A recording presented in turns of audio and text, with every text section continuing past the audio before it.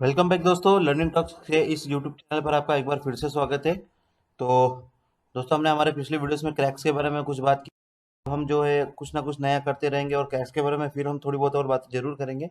तो आज के हमारे इस वीडियो में हम बात करेंगे दोस्तों कि मोटर के आरपीएम और फ्रिक्वेंसी से कास्टिंग स्पीड कैसे पता करें। मतलब देखिए, ये एक सिंपल सा कैलकुलेशन है। इसका मतलब ये नहीं कि रनिंग कास्टिंग में आपको कास्टिंग स्पीड पता करना है। आज का जो हमारा एक वीडियो है वो उस कैलकुलेशन को बताएगा, जिससे आपको ये पता चलेगा कि कोई सा भी एक मशीन जो है वो किसी एक पर्टिकुलर सेक्शन के लिए, किसी भी एक सेक्शन साइज के लिए ज़्यादा से ज़्यादा जो है वो कितना स्पीड तक जा सकता है आपका कास्टर। ठीक है, तो वो कैसे पता करते हैं, तो उसके लिए एक छोटा सा कैलकुलेशन हम देखेंगे आज। और उम्मीद करता हूँ कि आपको हमारा आज का ये जो कैलकुलेशन है वो जरूर समझ में आएगा। तो आज का हमारा ये जो इस वीडियो है उसको हमने नाम दिया है कि भाई, how to find maximum casting speed of your CCM using motor RPM and frequency. ठीक है, हिंदी में आप लोग पढ़ ही चुके हैं कि मोटर आरपीएम और फ्रीक्वेंसी से कास्टिंग स्पीड को कैसे पता किया जाता है या कैसे पता करें। ठीक है, तो ये जो हमारा कैलकुलेशन है इसका हमारे रनिंग कास्टर के ऊपर में कोई एप्लीकेशन नहीं है, कोई काम नहीं है। ये जस्ट एक पता करने के लिए कि हाँ भाई, हमारा कास्टर हम जो सोच रहे हैं वो उस हिसाब से चल रहा है या नहीं चल रहा है, कहीं कुछ में प्रॉब्लम तो नहीं है। ठीक है, तो इस तरीके से आप जो है वो उसको पता कर सकते हैं। ठीक है, तो to find out maximum casting speed of caster we need. देखिए, आपके पास में मान लीजिए कि कोई सा भी एक कास्टर है। ठीक है, मान लीजिए वो 4x7 का कास्टर हो, किसी भी कंपनी का हो, वो ट्रिपल एस का हो, आईएसपीएल का, इलेक्ट्रोथर्म का, कॉनकास्ट इंडिया का, एसएमएस इंडिया का हो, चिलमैक का हो, डेनिली का, कोई सा भी कास्टर हो, तो हर एक कास्टर वालों की अपनी एक जो है बोलना चाहिए कि एक यूएसपी होती है कि जिसपे वो अपने मशीन को जो है वो मार्केट में लेके आता है। ठीक है, अब आपका जो कास्टर है, अब मान लीजिए कि आपके पास में कॉनकास्ट इंडिया का कोई एक कास्टर है। ठीक है, तो वो कास्टर आपका 4x7 का है। ठीक, तो अगर आपको मान लीजिए कि उस कास्टर की ज़्यादा से ज़्यादा स्पीड किसी एक सेक्शन के लिए कितनी चल सकती है वो पता करना है, तो उसके लिए आप क्या करेंगे कि उसके लिए आपको कुछ चीज़ों की ज़रूरत पड़ेगी। उसके लिए आपको सबसे पहली चीज़ की ज़रूरत पड़ेगी ऑक्सीलेशन मोटर आरपीएम की। ठीक है, कि आपका जो पीछे जो ऑक्सीलेटर का जो मोटर है उसका आरपीएम कितना है। ठीक, उसके बाद में आपको जरूरत पड़ेगी कि आपका जो गियरबॉक्स लगा हुआ है वो कितने रेशियो का लगा है। तो दोस्तों, कई बार ये भी क्वेश्चन आता है कि साहब, ये गियरबॉक्स रेशियो जो है वो गियरबॉक्स इतना ही का क्यों है और उससे बड़ा या छोटा क्यों नहीं है। तो वो उसका एक जो है वो ऐसा हम बोल सकते हैं कि एक एप्लीकेशन इस तरीके से भी कि उससे कास्टिंग स्पीड पे भी कहीं ना कहीं जो है वो फर्क पड़ता है। ठीक है, तो चलिए आगे देखते हैं कि तीसरा हमको जो है वो लीस्ट सेक्शन साइज, मतलब आप जिस कास्टर पे काम कर रहे हैं उसमें आप कम से कम जो है वो कितने का कास्टर कास्ट कर रहे हैं। ठीक है, छोटे से छोटा कितने का कास्टर आप कास्ट कर रहे हैं। ठीक है, और फ्रीक्वेंसी फ्रीक्वेंसी जो है वो आपने कितनी सेट की हुई है। अब मान लीजिए कि सेक्शन साइज आपने कुछ भी यूज़ किया है, लेकिन उसका जो फ्रीक्वेंसी है वो कितना है। तो ये इस तरीके की कुछ अगर चीज़ें आपको पता रहेगी तो हम आपको छोटा सा कैलकुलेशन बताएंगे, जिससे कि हम ये पता कर पाएंगे कि हमारा कास्टर जो है वो कितना स्पीड तक चलता है। ठीक है, ये जो चार चीज़ें थी। अब कास्टिंग रेडियस जो है वो आपका मान लीजिए 4x7 का कास्टर है आपके पास में, जो कम से कम आप सेक्शन साइज चला रहे हो उसमें 80 है, 70 भी हो सकता है, 95 90 भी हो सकता है। ठीक है, आप मान लीजिए कि हमने 80 लिया है यहाँ पे। और ऑक्सीलेटर का जो मोटर है आपका, उसका आरपीएम जो आपका 1440 आरपीएम का है, जो कि एक रेगुलर आरपीएम की मोटर से ही है। ठीक है, और ऑक्सीलेटर मोटर का जो गियरबॉक्स है वो आपका 5.5 का है। ठीक, अब फ्रिक्वेंसी जिसे मान लीजिए कि आप उसमें सेट करते हैं कि 80 mm के लिए 70 CPM। ठीक, ये ज़्यादा भी हो सकता है, 80 85 तक भी जा सकता है। ठीक है, तो फिलहाल तो हमने ये कैलकुलेशन के लिए हमने कुछ भी ऐसा ही एक डेटा ले लिया है, ताकि हम इसको अच्छे से समझ सके। चलिए अब हम कैलकुलेशन करते हैं। तो कैलकुलेशन जो है वो आपको दो भागों में करना है, इसको पता करने के लिए कि कास्टिंग स्पीड कैसे पता करें, यही हमारा मेन मुद्दा है, यही हमारा मेन उद्देश्य है।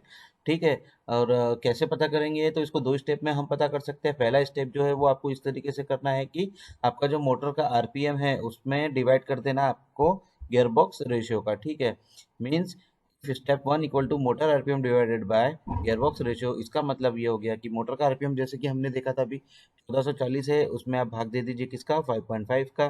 तो आपके पास में कोई एक वैल्यू आ जाएगी, जैसे मान लीजिए कि हमारे केस में वो वैल्यू आई है 261.81। ठीक है, अब आपको दूसरा स्टेप फॉलो करना है। दूसरे स्टेप में आपका जो स्टेप वन का जो आंसर है वो 261.81 है। ठीक है, उसी को आपको यूज़ करना है और उसके अंदर में आपको डिवाइड कर देना है किसका, फ्रिक्वेंसी का। ठीक, तो फ्रिक्वेंसी का जैसे ही आप डिवाइड करेंगे तो आपके पास में एक नया स्टेप रेडी हो जाएगा, जिसको हम बोलेंगे कि 261.81 डिवाइडेड बाय फ्रिक्वेंसी। फ्रिक्वेंसी कौन सा लिखना है, जो आपने अपनी फ्रिक्वेंसी सेट की है। ठीक, मान लीजिए कि हमने फ्रिक्वेंसी सेट की है 55। एक एग्जांपल है ये जस्ट। तो आपका जो आंसर हो जाएगा वो कितना हो जाएगा दोस्तों, 4.76। इसका मतलब कि वो कहाँ तक चल सकता है वो कास्टर, वो 4.76 तक। एक्चुअली प्रैक्टिकली ऐसा चलेगा ऐसा जरूरी नहीं है भाई, 80 के सेक्शन को इतना स्पीड में चलाओगे तो ब्रेकआउट ही हो जाएगा, वो चलना मुश्किल ही है, ठीक है। लेकिन उस मशीन की जो मैक्सिमम कैपेसिटी है वो कितनी हो सकती है इस पर्टिकुलर सेक्शन के लिए, वो 4.76 कप, जबकि आपके मोटर का आरपीएम 1440 है और गियरबॉक्स का रेशियो कितना है, 5.5। अब यही अगर मान लीजिए कि मोटर का आरपीएम में अगर हम कोई बदलाव करें या फिर गियरबॉक्स के रेशियो में अगर कोई बदलाव करे या फिर फ्रीक्वेंसी में अगर कोई बदलाव करे तो उसका क्या असर होगा, चलिए अगले 1 मिनट में हम उसको फटाफट समझ लेते हैं।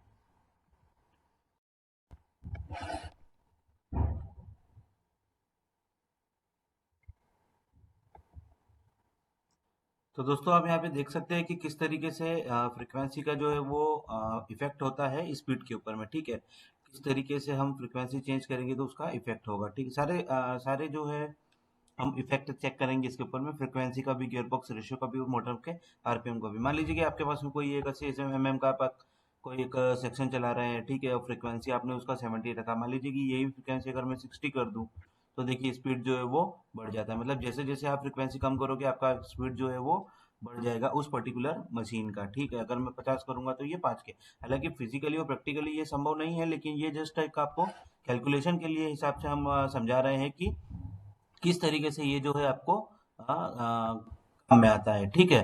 तो भी अब देखेंगे कि जैसे मान लीजिए कि आपके पास में 1440 का आरपीएम का एक मोटर है, ठीक है। अगर मैं मान लो कि 1440 की जगह में मैं 1200 आरपीएम का अगर मोटर दे दूं तो आप देखिए कि इसकी फ्रीक्वेंसी स्पीड जो है वो कम ही रहेगी। कब, जबकि आपकी फ्रीक्वेंसी जो है वो कांस्टेंट है, 50 है, ठीक है। मान लीजिए कि किसी भी आरपीएम का आपके पास में मोटर है, ठीक, लेकिन फ्रीक्वेंसी हर केस में आपकी अगर 50 ही है तो आपका जो है स्पीड पे वेरिएशन क्या पड़ेगा, वो कम हो जाएगी। मतलब मोटर के आरपीएम जैसे जैसे हम कम करते जाएंगे आपका स्पीड जो है वो कम होते जाता है, ठीक है। तो हम इसको 1440 वापस कर देते हैं। अब आते हैं गियरबॉक्स के रेशियो के ऊपर में। मान लीजिए कि कोई सा आप कास्टर, आप मान लीजिए कि एक 100 का सेक्शन चला रहे हैं और आपके पास में अपने उसकी फ्रिक्वेंसी जो है वो मान लीजिए कि स्टैंडर्ड जो है वो 60 सेट करके रखी हुई है, ठीक है।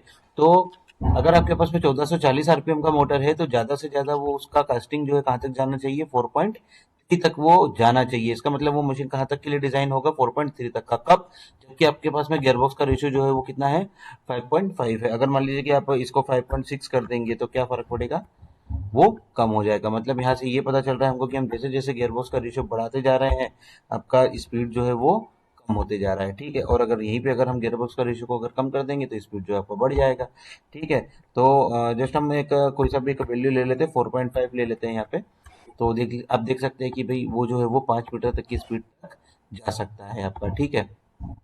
तो उम्मीद करता हूँ दोस्तों कि आपको ये जो पूरा कैलकुलेशन है वो अभी समझ में आया है। इसको किस तरीके से अपने कास्टर के ऊपर में यूज करना है पता करने के लिए आप आसानी से अभी कर पाएंगे, ऐसी हमें उम्मीद है, ठीक है। और थैंक यू सो मच कि आपने हमें थोड़ा सा वक्त देकर अपना जो है ये वीडियो देखा है। और उम्मीद करता हूँ कि आप जो है वो हमारे साथ बने रहेंगे और इसी तरीके की वीडियो हम आपके लिए लाते रहेंगे। दोस्तों अगर आपको किसी प्रकार का कोई भी समस्या या कोई सवाल है तो आप कमेंट में जरूर पूछ सकते हैं हमें। आप हमें हमारे व्हाट्सएप पे भी मैसेज कर सकते हैं, ठीक है। तो इसे आप देखिए, समझिए, और तब तक के लिए थैंक। तो दोस्तों आपने ये वीडियो देखा उसके लिए आपको धन्यवाद है दोस्तों। तो उम्मीद करता हूँ कि किसी एक सेक्शन के लिए इतना ज़्यादा से ज़्यादा आप उस मशीन में स्पीड लेके जा सकते हो, जबकि फ्रीक्वेंसी आपकी आपने क्या सेट की है उसके हिसाब से अगर हम देखें तो इसका जो वीडियो है वो आपको ज़रूर पसंद आया होगा इस कैलकुलेशन का। तो थैंक यू सो मच दोस्तों, अपना प्यार बनाए रखिएगा, ठीक है। अगर आप इस चैनल पे नए हैं तो इसे ज़रूर सब्सक्राइब कीजिएगा। हम लोग को फेसबुक पे, ट्विटर पे और इंस्टाग्राम पर भी है, तो इसे आप ज़रूर फॉलो कर लीजिएगा, ठीक है। तो थैंक यू सो मच दोस्तों। इस तरीके की वीडियो हम आपके लिए और लाते रहेंगे, तब तक के लिए गुड।